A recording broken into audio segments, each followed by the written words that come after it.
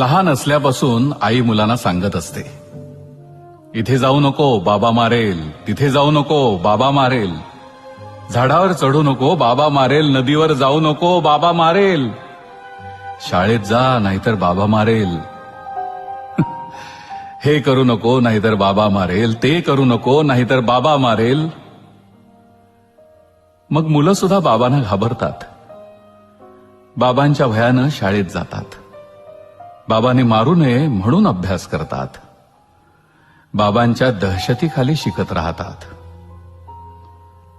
हळूहळू मुलं बाबांकडे दुर्लक्ष करून आईवरच प्रेम करू लागतात.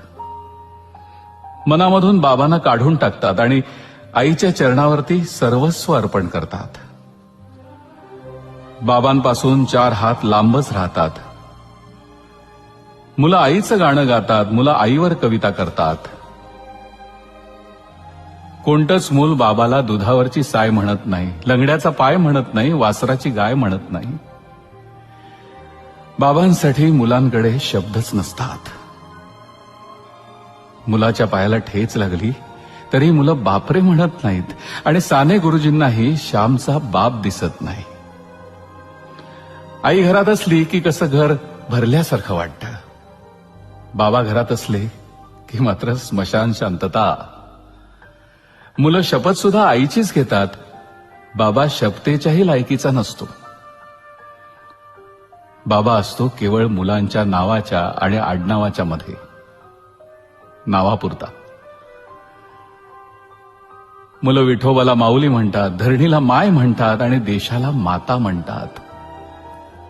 बाबा मात्र धरणीतून, देशातून आणि मुलांच्या मनातून तेव्हाच झालेला असतो, हद्दपार. बाबा असतो कठोर, काळीज नसलेला, निर्दयी, मारकुटा. बाबा असतो मुलांच्या स्वप्नात येणारा बागुलबुवा. बाबा म्हणजे केवळ रुपये पैसे कमवण्याचं यंत्र. तेवढं काम त्यानं केलं की त्याचं कर्तृत्व संपलं. पण मग असं असूनही बाबा मेल्यावर मुलांच्या छातीत धडकी का भरते? का ओघळतो मुलांच्या डोळ्यातून पाऊस? का वाटतं मुलांना पायाखालची जमीन सरकल्यासारखी? का वाटतं मुलांना की आपण बेसहारा झालोय म्हणून? का हंबरतात मुलं बाबा मेल्यावर?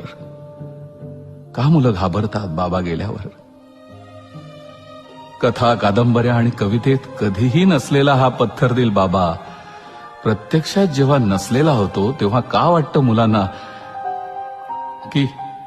की डोळे मिटून जी प्रेम करते तिला प्रेयसी म्हणतात, डोळे उघडे ठेवून जी प्रेम करते तिला मैत्री म्हणतात, डोळे वटारून जी प्रेम करते तिला पत्नी म्हणतात आणि स्वतःचे डोळे मिटेपर्यंत जी प्रेम करते तिला आई म्हणतात.